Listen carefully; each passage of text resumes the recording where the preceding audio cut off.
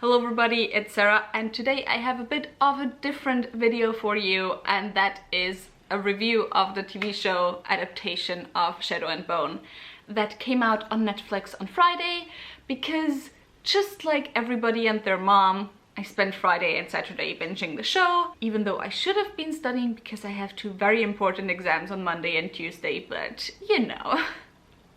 I can spend 6.5 to 7 hours watching a TV show anyway, so yeah. But because of that, I decided to sit down and, you know, maybe get something out of not studying, like maybe some views or something. But anyway, as I said, this is going to be a review of the TV show.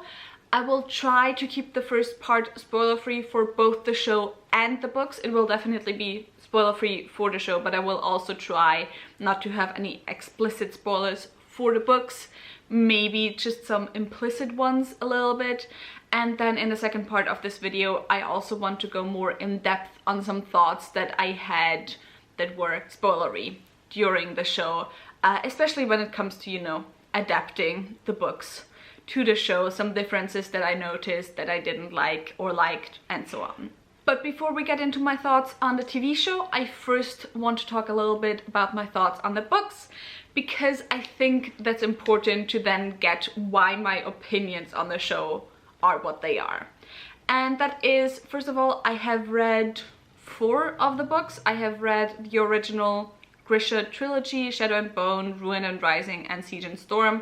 That's not the right order, but who cares? I read those 3 between the end of 2019 and summer of 2020.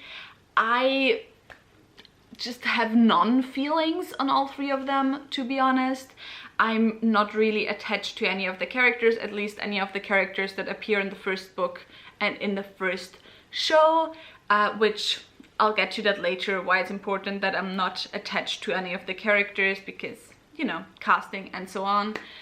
But yeah, so I mostly just have non-feelings. I didn't find the plot particularly interesting or world-changing or whatever, but most of the reasons why I didn't particularly have any strong feelings in either direction about the Shadow and Bone trilogy is because by the time I read those books, I kind of had already moved on from reading YA, especially reading early 2010s, you know, height of YA fiction, typical white YA fiction.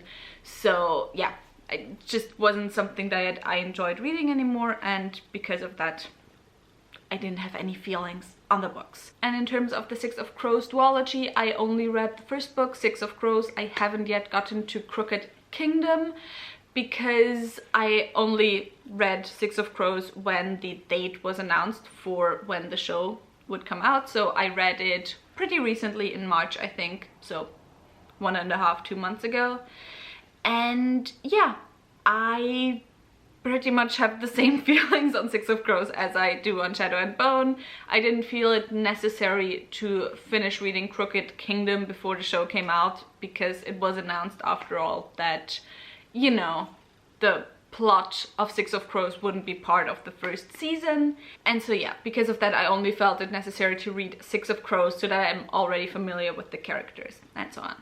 But yeah, now that we have all of that out of the way, let's get into my thoughts on the show, and let's start with characters, shall we? I mean, to be honest, I really liked the portrayal of most of the characters. I thought the actors did a stellar job in most cases of portraying the characters. I mean, I gotta be honest, I can't remember how accurate they are to the books anymore, because first of all, I don't pay attention to how characters are described in books. I just don't.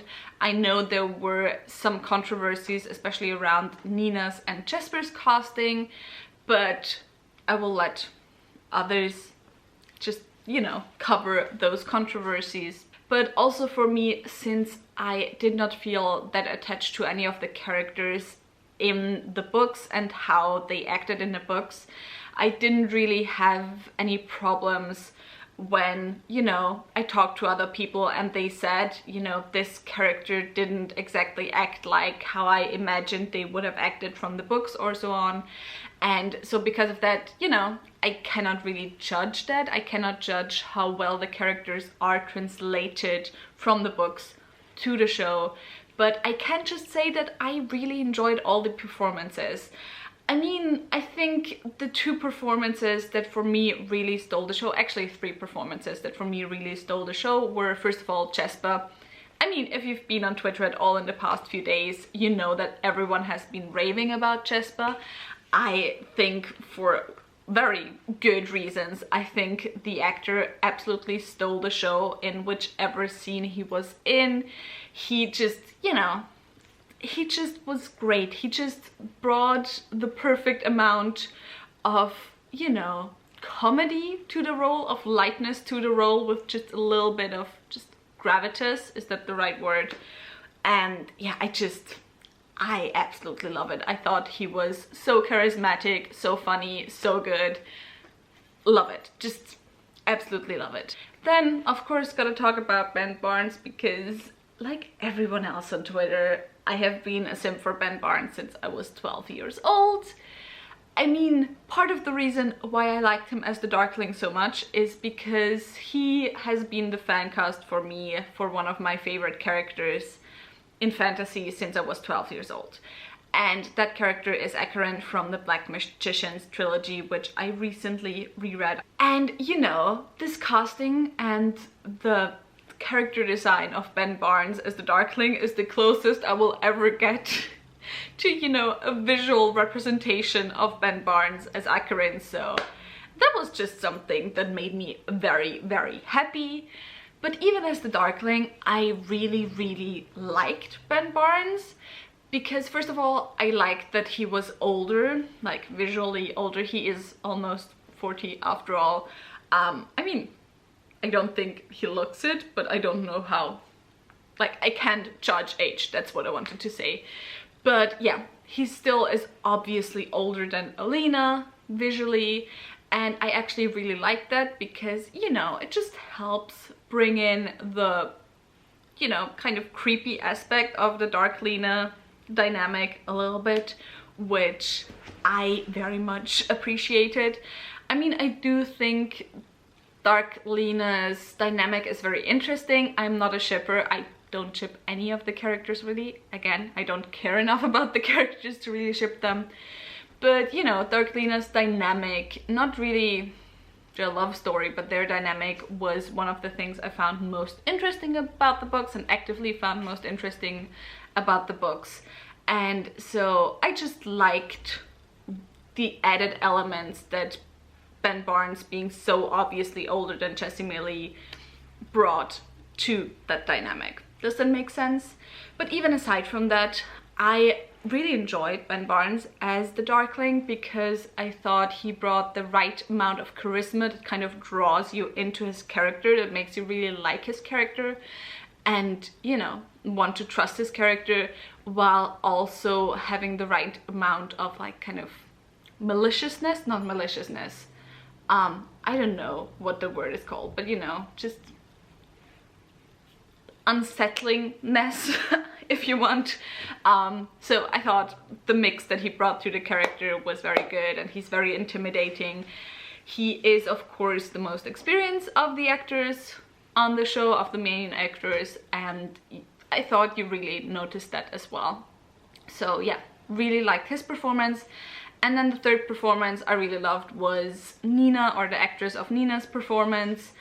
I just found her really funny and lighthearted, and I just enjoyed her performance, but I have the least amount of specific things to say about her performance.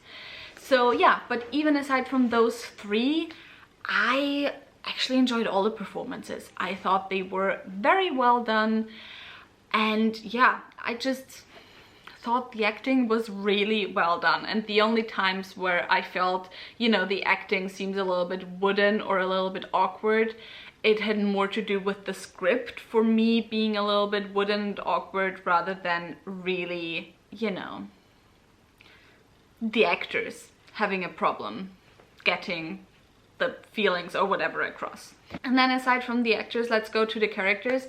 Something that I found really interesting, I mean, that's always interesting with a show, is that within books you very much have, you know, POVs. You are in the head of the characters, even if it's a third person perspective. And Shadow and Bone, the entire trilogy, is written entirely from Alina's point of view. But then in the show, of course, you don't have the thoughts of the characters unless there's narration, and you also kind of have a more omniscient kind of point of view. You're not just strictly in Alina's point of view in the show. And I thought that brought a lot of interesting depth as well as problems to the show, because on one hand it made, for example, I mean, for a lot of people, it made Mel a lot more interesting as a character, but I thought that it was sometimes kind of a little bit to the detriment of Alina's character. And so yeah, I thought there were a lot of interesting moments. I mean, first of all, I still think Mel is shit in the books, because I only really started hating him in the second and then the third book. I'm interested to see, once the seasons move on, if I'll still continue liking Mel. But in the first book, I actually really liked Alina's and Mel's dynamic. I found them pretty boring in the books and pretty unnecessary in the books, but again, in the show, I kind of rooted for them a lot. Really enjoyed them, really enjoyed Mel a lot more, as I said. And so yeah, I'm interested to see how that's gonna change or not gonna change. But yeah, I think most of that was due to the show, you know, being more of a outsider perspective rather than being in Alina's head. Although that led to some moments where, you know, I think I said that already, where that went to the detriment of Alina because of things that happened, which I won't get into. I'll get into that in the spoilers. So that was as far as characters go. As far as set design goes, I really enjoyed the set design. I really just, you know, enjoyed the character designs, the set designs. I thought the only negative thing was that the, what are they called, keftas? You know, the Grisha robes thingies sometimes looked a little bit flimsy. And then the last thing I wanted to say, spoiler-free, like positive things before we get into some other stuff a little bit, is that plot-wise, I really enjoyed the plot. I thought the Shadow and Bone parts of the plot sometimes dragged a little bit and were a little bit slow and a little bit boring. I really enjoyed all the Six of Crows cast plot parts, and I thought generally that the way they like merged the two storylines together and, like, you know, how they managed to fit the Six of Crows cast into the Shadow and Bone plotline, I thought it was quite well done, quite interesting. I really liked it. But again, I don't have any strong feelings on the Shadow and Bone series, so I really don't care if they changed anything, unless it leads to, you know, some inconsistencies in plot, which there were a few, which I'll get to in the spoiler part. So yeah, there were a few of those where it was either like, okay, down the line, I feel like that's gonna be some problems, this change, like continuing the story, or there were some inconsistencies within the show. And yeah, so not a fan of those. Also, the explanations of some of the things of the world I thought were not too well done, and where I'm not sure how much I'd understand if I hadn't already read the books. So yeah, be aware of that if you want to watch the show and you haven't read the books first. And yeah, also I forgot one character, one negative character, the Apparat. I thought the Apparat wasn't creepy enough, didn't like him. But yeah, aside from that, also the characters that were added new that aren't really from the book and the show, really enjoyed them. Also enjoyed the goat, obviously, because everyone enjoyed the goat. Sarah from the end of filming the video, because I forgot something. So before we move into the last spoiler-free thing, this show was gory for a YA adaptation. I did not expect intestines to be flying around, to be honest. I mean, it wasn't like Game of Thrones levels, but there was still a lot, so be aware of that. And yeah, that's it for my show review. Mostly the last thing I want to talk about is the racism. Because first of all, the show basically opened on racism, because it was literally like Alina narrating, and then the first thing that a character physically says in the story is someone insulting Alina in a racist way. So why would you do that? And also in general, why add the racism? The cast in general was very diverse. There were people from multiple different ethnicities. Not all the characters were white, and yet aside from Alina, the only character who like something is said to that is racist is Inej one time. Aside from that, racism apparently doesn't exist in the world. The racism doesn't add anything to the story. It doesn't add anything to Alina's character. Like literally, what was the point of the racism aside to put racism in a show? It added nothing. It wasn't really acknowledged within the show at all. It was just random people making racist remarks for no reason whatsoever. And so yeah, that's honestly the biggest negative about the show. But yeah, there were tons of threads on Twitter especially, and I'm sure there's gonna be videos as well done specifically on the racism and why the racism wasn't the best idea. So I would encourage you to go and seek those out to get the viewpoint of people, mostly Asian people, Asian American people, who, you know, had some thoughts on the racism.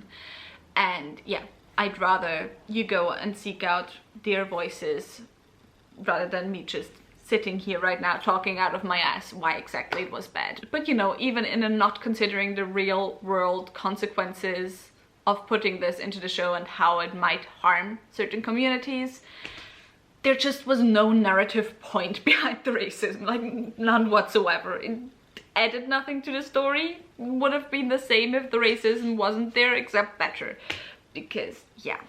But anyway, now that we have all of that out of the way, I have my little laptop here and I'm gonna go through my notes and share with you some thoughts. I'm gonna go episode by episode, share my thoughts that I had, just telling you my notes. Okay, so I mean, my first written down thought was literally racism in the second line. Nice, like sarcastic nice. Also the starting with narration, not a fan of that. By the way, I'll get into spoilers now.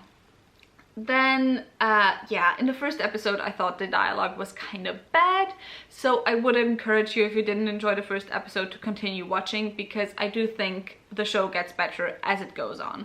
Like, first of all, it picks up speed, and second of all, yeah, the dialogue kind of does get better. Then, okay, from a third person, Mel and Alina are cute, I guess. Already mentioned that. Really enjoyed the Ketterdam setting. Then, the first big spoiler now, Alina kind of being responsible for the death of her entire unit was something that I just thought was a really unnecessary change. I mean, if I remember correctly, Alina was just assigned to the skiff in the books, so why did they have to make her burn the maps, which then led to her entire unit being on that ship, which then led to her entire unit dying? Like, you really make me not like Alina right off the bat. I really enjoyed the design of the Volcra. So good, so creepy. So that was my thoughts on episode 1. Next, episode 2, little nitpicky thing. When Mel is like in the infirmary and they're looking at his leg and kind of, I don't know what you're calling it, like healing the leg, not healing, but like bandaging the leg, they're like kind of going at it through his trousers, which seems so stupid. Why would you not take off his trousers? I mean, I know you can't take off his trousers, but then just put the wound somewhere on his abdomen or whatever, instead of putting it on his leg and then looking at the wound through the trousers. not being able to properly access it because it's a tiny hole and a huge wound, and I'm just like, what? Why? So stupid. Next comment was intestines in a YA adaptation, question mark, question mark, question mark, because, you know, when the Darkling sliced through this Driscolla, I'm sure the word is wrong, anyway, through the dude, that was brutal. Then later on they go riding, like Alina is on the horse with the Darkling, and it seems like they have ridden for a while, and yet when they stop, the Darkling gives her a handkerchief and the blood on Alina's face is still wet and she can just wipe it off. Like, why? It's those little details that just, like, you know, completely cut off my sense of disbelief. No, I whatever, you know what I mean. I can just suspense of disbelief. That's the thing. They like turn off my suspense of disbelief. Then episode 3 starts with Alina being bathed for like 5 seconds and then she's apparently clean, which she's obviously not because she still has dirt on her face and dirt in her hair. Like, what even was the point of putting her in a bathtub? Then also episode 3 was the goat. The goat is great. We don't gotta talk about the goat because we all know Milo is great. Then I really hated the girl hate. I mean, that's my issue with the books as well. I thought they could have, you know, toned it down or made other reason aside from the fact that Soya is jealous of Alina, you know, reasons for their animosity. Episode 4, the heist was amazing. Episode 4 actually was the episode where I, you know, really got into the show and where I really started binging it. Before that I was kind of like, I mean, I guess it's better than most YA adaptations I have seen so far, but I don't know what I feel about it yet. So yeah, episode 4 was where I really got into it. Then the second thing I had to say about episode 4 is that basically both Mel and Alina are responsible for the friend's death.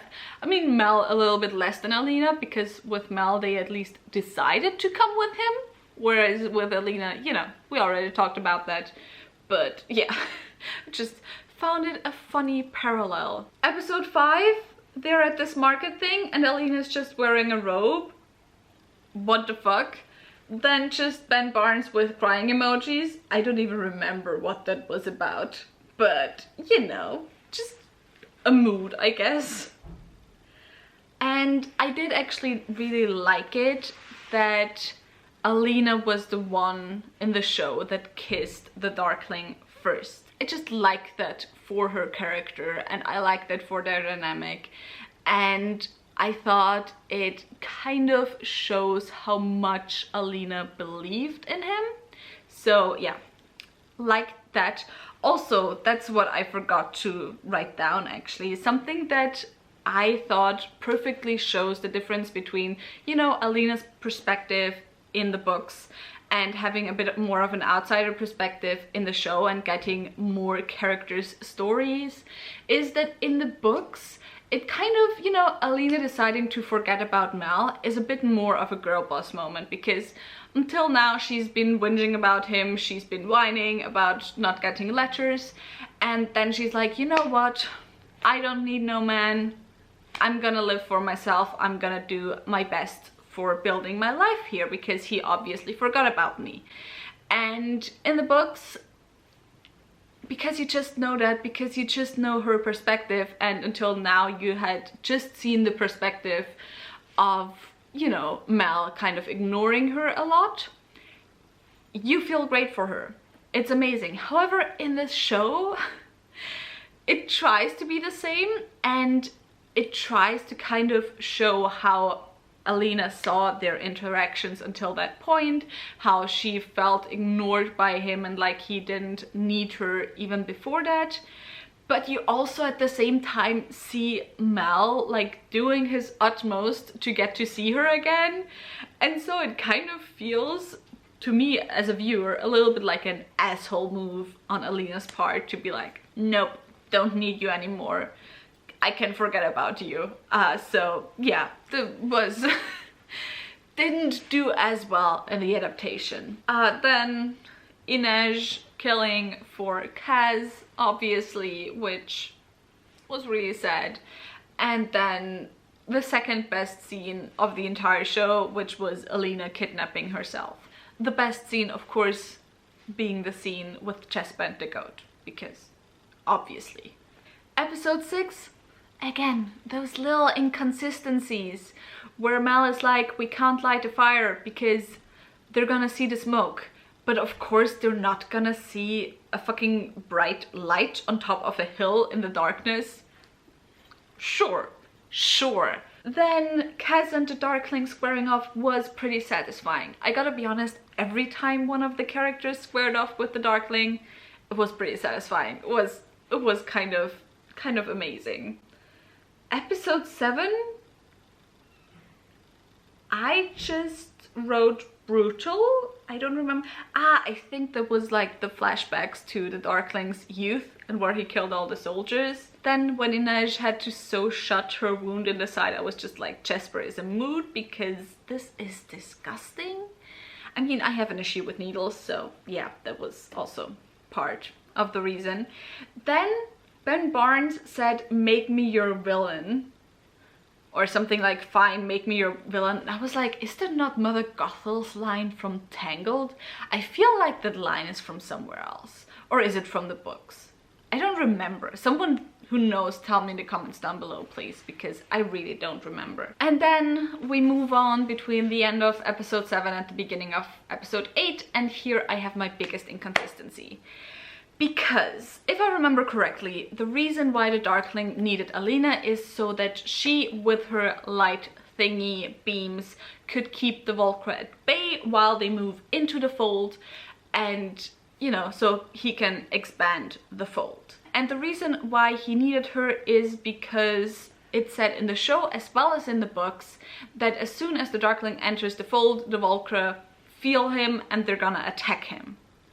So then, why didn't they do that when they entered the fold? Because it took quite long until Alina or Darkling used Alina to do the sunbeam thingy. And yeah, I just thought that was really weird and really inconsistent and like such an easy thing to change. Like literally, why wouldn't you do it from the very beginning? Why would you even risk them attacking you? It's stupid. I don't know what's up with that, but yeah, that's just the thing. Also the design of the skiffs in general, again, talked about that in a group chat with some others, which is like, why are they open? Like, why is it necessary that they are open, like completely open? Why isn't there like a metal box at least for tourists, whatever, moving through their fold? So yeah, now let's get to the collar. I mean, I did like the design of the collar, but I don't remember in the book there being like a part of the bones that was in the Darkling's hand or anything.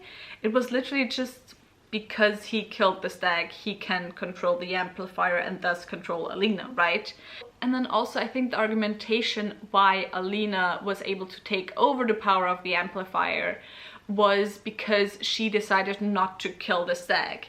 And because of that, the life of the stag then belonged to her. However, in the show it's like, no, the stag chose me and that is why I have the power of the amplifier now. But how are they then gonna do that with the next amplifiers, like with the serpent and with the firebird? Are they gonna have to choose her as well? I thought there might be some problems in the future because of that. Again, really like the hand fight between Mel and the Darkling because sure, you have this powerful wizard and you're just gonna punch him. Absolutely love it. Then when Alina threw her Grisha clothes into the fire, I would have thought all Grisha clothes are fabricator made and all fireproof, because you have, after all, Grisha who need to be fireproof, kind of, you know? They gotta control the fire, be able to control the fire. It doesn't make sense to me. And the last thing I have is, Alina and Soya hug, because that was pretty much the end.